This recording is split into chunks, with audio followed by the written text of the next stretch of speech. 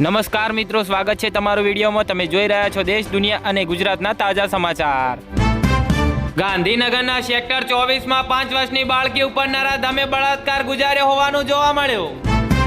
ગોમતીપુરમાં hospital નજીકથી વિકલાંગ યુવકની લાશ મળી આવી છે। ઇન્ડિયન બેંકના સ્ટ્રોંગ રૂમમાંથી 1 કરોડના સોનાના ભેદી ચોરી થઈ। પ્રાંસલી પાસે ઉભેલા ટ્રક પાછળ બોલેરો પિકઅપ વાન અથડાતા 3ના મોત થયા। સાણંદ લોક અદાલતમાં 845 કેસનો નિકાલ કરવામાં આવ્યો। કરોડોનું સેટલમેન્ટ કરાયું।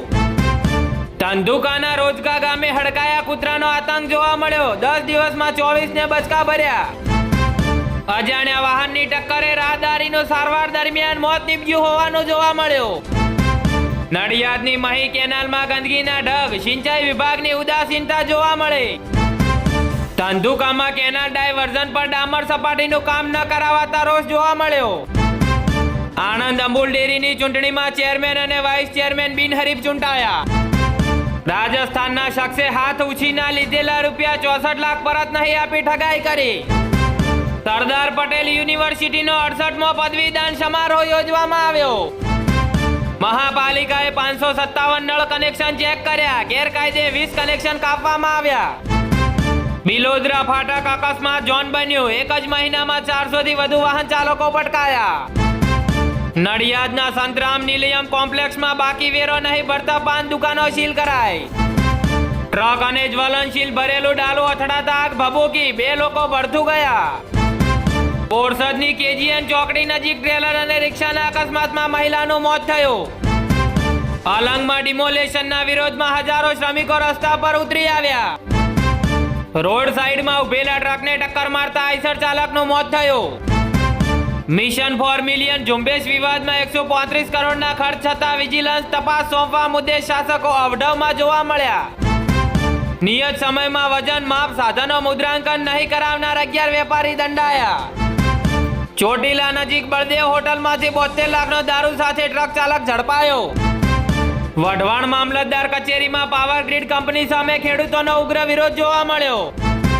સ્થાનિક ચૂંટણી પહેલા ગુજરાતમાં ભાજપે ફરી બોર્ડ નિગમનું ગાજર લટકાવ્યું। દાવેદારોનો ધમધમાટ જોવા મળ્યો।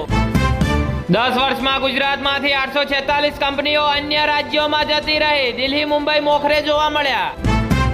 થલતેજ વોર્ડની સ્નેહાંજલિ સોસાયટી વિવાદ, ભાજપના કોર્પોરેટર સમીર પટેલને સ્થાનિકોએ સૂત્રોચ્ચાર કરી ભગાડ્યા। ભર શિયાળે ગુજરાતમાં કેસર કેરીનું આગમન, 10 કિલોના બોક્સની રેકોર્ડ બ્રેક ભાવે હરાજી બોલાય। અમદાવાદના ચાંદલોડિયામાં 60 ફૂટ ઊંડા કૂવામાં ખાબકેલા પિતા પુત્રીનો દિલ ધડક રેસ્ક્યુ કરાયો। જાનહાનિ ટળી ગઈ। અમદાવાદમાં બેફામ કાર ચાલકે સર્જ્યો ગમખ્વાર અકસ્માત, શ્રમિકોના છાપરામાં કાર ઘૂસી જતા 5 લોકો ઇજાગ્રસ્ત થયા। સાબરકાંઠામાં અકસ્માતમાં 4નો ભોગ લેવાયો। ઈડર ભિલોડા હાઈવે પર રિક્ષા કારની ભીષણ ટક્કર જોવા મળી। વિકસિત ગુજરાતની વરવી વાસ્તવિકતા જોવા મળે। છોટાઉદેપુરના કાંધા ગામે આંગણવાડી 1.5 વસ્તી સડેલા ઝૂંપડામાં જોવા મળે।